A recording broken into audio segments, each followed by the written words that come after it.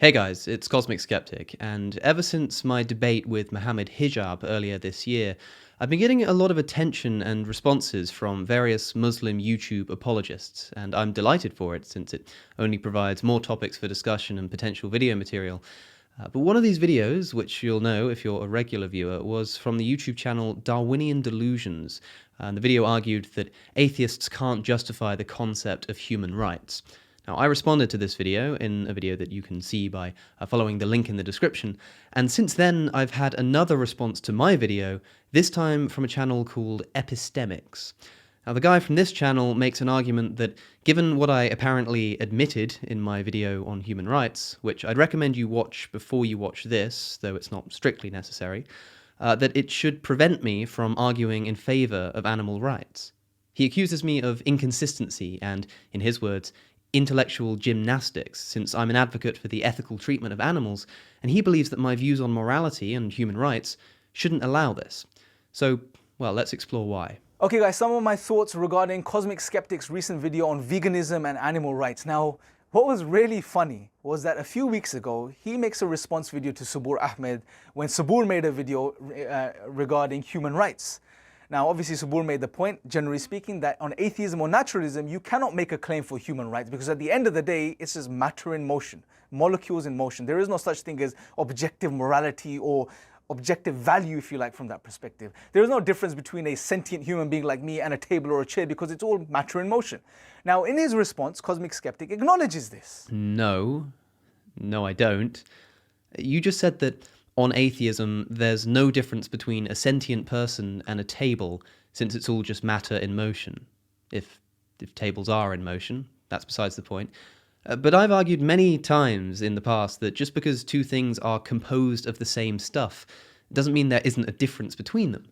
Just as a book is more than the mere letters it's composed of, despite literally being made of nothing other than just that, a person is more than the mere molecules that they're composed of.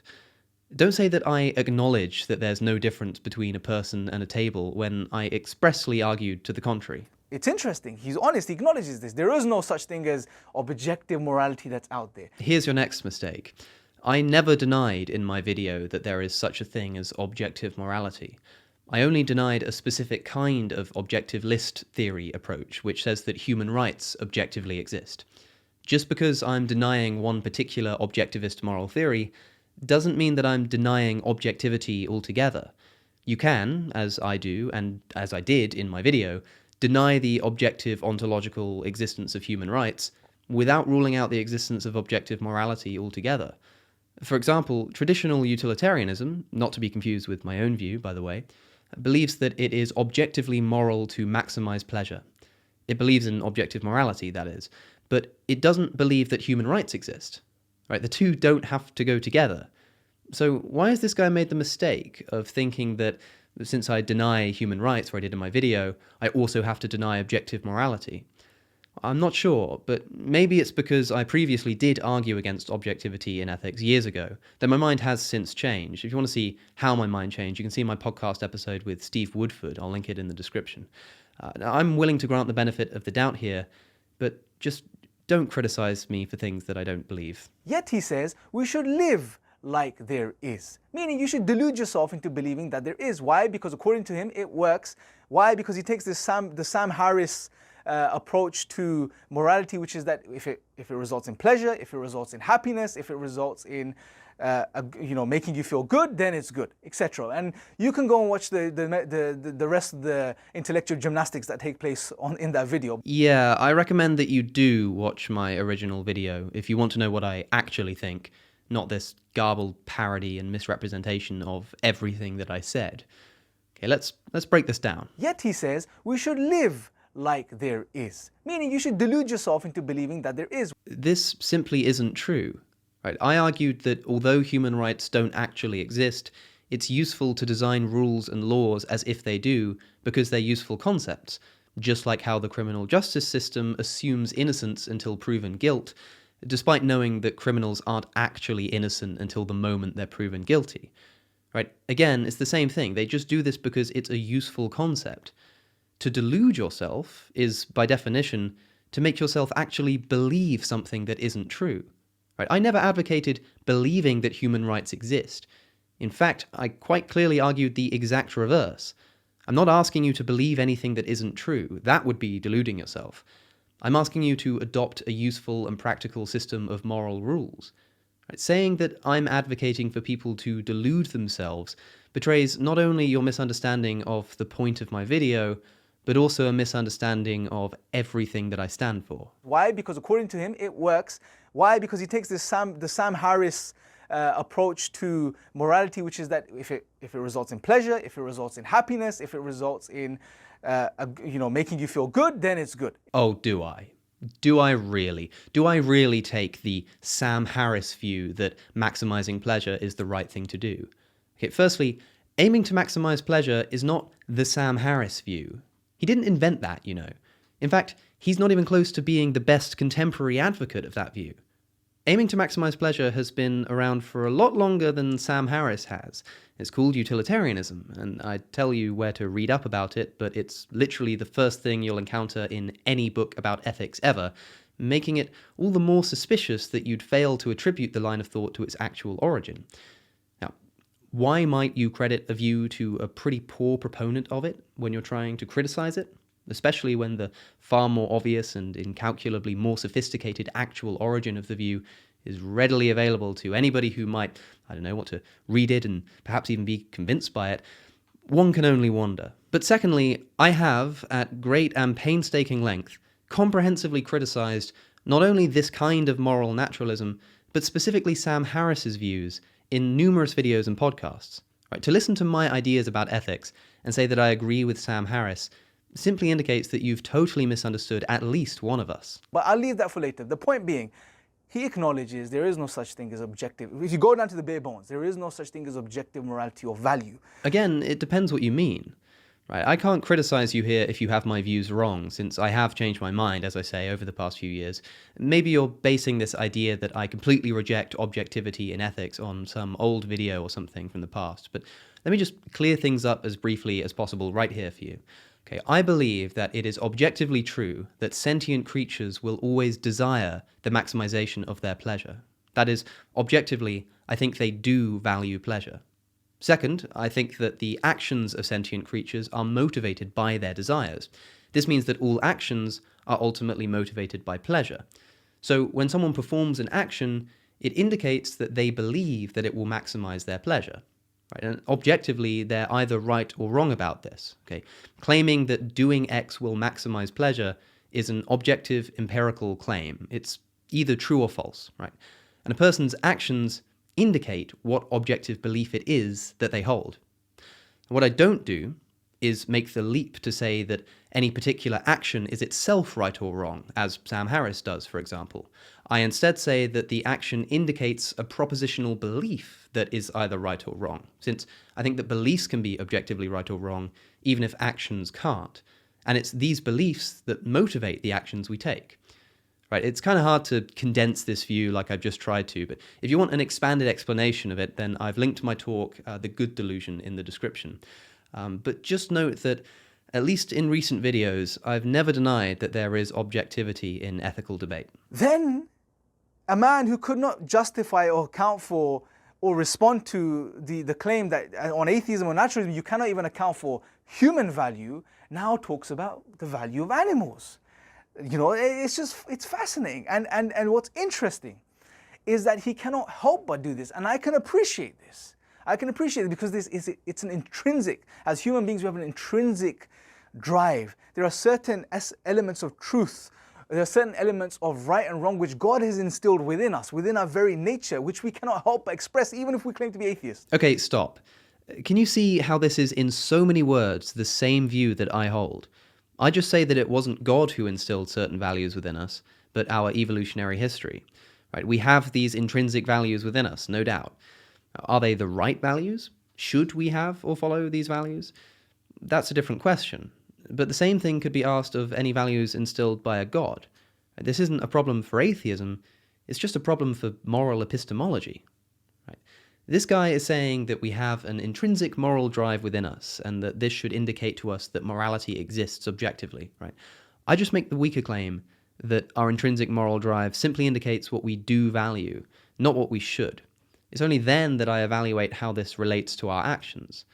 Again, this is all kind of tricky and complicated and probably quite boring, but I have to be clear. And I hope you can see that this guy is making far bigger leaps than I am. Even if you claim to be naturalist, and that's exactly what he is doing in that video. He cannot help but stand up for the rights of animals. He knows the treatment, and I agree with him. I agree that as a Muslim, I can make the claim. And I 100% agree with a lot of what he said, which is that animals under this capitalistic, consumerist society, this system, is the way that animals are being treated is disgusting, it's wrong, it's appalling, it's immoral. But as a Muslim, I can make that claim, because I have an anchor to ground my objective morality, my values in. To claim that I can't morally justify treating animals well because I'm not a Muslim is pretty rich, given that halal meat, as defined by Islamic law, allows for a grotesque exemption from attempts to make the slaughter of animals more humane. According to the EU Department of Halal Certification, an independent body that provides halal certification to companies all throughout the European Union, stunning is to be avoided in the slaughter of animals. Now, in the UK, it's illegal to slaughter an animal without stunning it first, of course, because even meat eaters recognize that to kill an animal while it's still fully conscious is a truly awful thing to do. It's illegal, that is, unless the animal is being religiously slaughtered for halal or kosher meat. That's right, you can avoid the legal restriction on killing animals without stunning them solely because that's what's required under Islamic law. In other words, we've decided, as a society in the UK, that it's so inhumane to kill animals without stunning them first that it's been made illegal. But only for religion can you break this rule and slaughter a fully conscious animal by slicing its throat until it bleeds out. Now, consider again the claim that was just made, that it's Islam that provides the only objective basis for the ethical treatment of animals. If that's your idea of objective morality as applied to non-human animals, you can keep it. Now, before anybody gets too hot under the collar in the comments section, a lot of halal meat in the UK, especially poultry, does come from animals which have in fact been stunned before they were killed. But the Department of Halal Certification advises that stunning is permissible only ever as a practical measure to, for instance, stop the animals from violently attacking the person killing them, and is always disliked and so should be avoided wherever possible. In other words, where it is permitted to stun an animal before killing them, it's permitted only to a limited and specific extent, and not out of moral concern for the animals, no, but out of concern for the people who kill them. Don't tell me that your worldview is the pinnacle of animal ethics. Whereas on atheism or naturalism, you don't have it. You have to fudge some other type of philosophy to try and justify your innate natural expression, which is coming from your nature, which again, you cannot account for on atheism or naturalism. But from the Islamic perspective, it makes sense because God tells us that He created us upon the fitrah, this pure nature. And an aspect of the nature is somewhat, we have a somewhat of an understanding of right and wrong, which is already embedded within us. And obviously then through revelation and through what God has revealed, we learn the rest. Okay, it's worth pointing something out here. When I argue the case for animal rights, I make an argument from consistency. Right? You're saying that I can't justify my basic ethical principles, so how can I extend them to animals? Well, that's not usually what I'm trying to do or argue. I'm simply arguing that the basic ethical instinct that we do have, whether it's justified or not, whether it comes from God or from evolution or was fed into us through our toes by tiny land-dwelling, invisible, impish agents of morality, whatever, that it can be extended to animals. Whether this instinct can actually be justified is another matter entirely, but it's still an important one. Now, if you want to know where I get my basic ethical principles from, then again, I'd recommend that you watch my talk that I've linked in the description. But just bear in mind that a rejection of all secular animal ethics because you can't have morality without Islam is an unbelievably simplistic analysis that brings absolutely nothing of worth to the table. Okay, as you said, right, we all have intrinsic desires and values, although I'd argue that ultimately there's only one value, that being pleasure. But I simply argue that the way we behave indicates whether we are right or wrong in our objective predictions of what will maximize pleasure. For example, I say that if you eat factory-farmed meat, this necessarily indicates that you believe it is pleasure maximal to do so, and I think that this belief is objectively wrong. Right? The belief is wrong, not the action. but it follows that holding correct beliefs would necessarily lead you to acting in a particular way, in this case, not eating meat. That's it, right? That's my moral justification for veganism according to my own meta-ethical worldview. But the question I want people to consider is whether their ethical worldview should lead them to veganism. The meta-ethics can wait, but when we do get to the meta-ethics, you'll find that they work too. But going back to the point, I guess I want to conclude on this particular point, if you like, which is, if you're an atheist, if you're a naturalist, if you're watching this video right now, I want you to think about something. You know that you too deep down have this innate drive to call something. If you see wrong, you say it's wrong. If you see something bad, you say it's bad. When you see the poor treatment of animals, you scream out and you speak out and you stand up against it. But on atheism or naturalism, you cannot account for this natural expression that comes from within you. And if that's the case, then that should really get you to consider and think about this worldview that you're holding on to. If it's not in line with your nature and what you feel deep down inside and what you know is wrong, and it doesn't allow you to account for that, unless you're obviously doing some sort of intellectual gymnastics, which he does in his video. But if it doesn't, then it means that you have to really question that worldview and think about, is it even correct? Is it even right? Should I even hold on to it? Okay, look at what we're being asked to do here. He says, if you have a worldview that you've reasoned and you think is rationally defensible and consistent, but it leads to a conclusion that contradicts your emotional impulses, then you should reject the worldview. Right? In other words, only accept a worldview that confirms the emotional moral biases that you find within yourself. Now, don't get me wrong, moral intuition is an important thing to pay attention to. Right? We should be wary of ethical theories that lead to unintuitive moral conclusions, but we shouldn't, as a rule, decide to reject an entire worldview just because it leads to an uncomfortable conclusion. And we certainly shouldn't use this principle to reject a rejection of a worldview, which of course is all atheism is.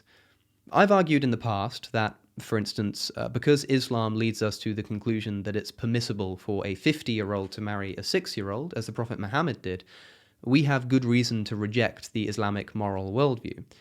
But this isn't because it contradicts some deep emotional moral instinct within me, which of course it does, but that's irrelevant. It's because I think I have a superior rational explanation for why such behavior is morally wrong.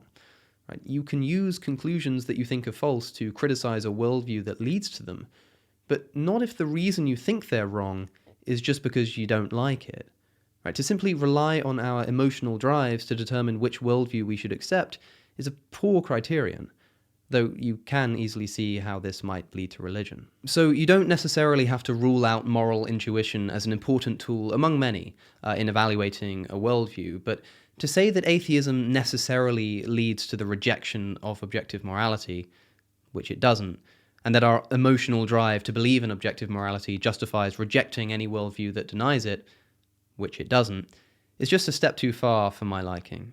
But as always, don't take my word for it. It's worth spending some time considering for yourself just how much you think our emotional drives should inform our worldview. Right? I don't really think it should at all, much at least. But let me know in the comments how much moral weight you think, if any, they should be given. It's an interesting question. I'd like to hear what some of you have to say on the topic. A worldview which renders me to nothing more than a combination of atoms and molecules, full stop. Oh, come on. This is like me saying Islam makes us nothing more than slaves to a man in the sky. Like, yeah, great. We can do better than this. Okay, saying that we're nothing more than atoms and molecules is just like saying something like evolution is just a theory. The whole just and nothing more is totally superfluous. Yeah, we are just atoms and molecules, but why should that matter? What's wrong with that? Right, why do we need the word just at all? As I said before, it's like saying a book is just a bunch of letters on paper. Like, yeah, it is, but it's simultaneously so much more than that in terms of its meaning and function and worth. The same is true of humans. A worldview which puts me in the position where I cannot even make a moral claim. I cannot even make a moral claim because my worldview cuts me off from that. Look at the way this worldview of atheism and naturalism degrades the human being and drives the human being down to a point where he's literally a lamppost, right? Literally.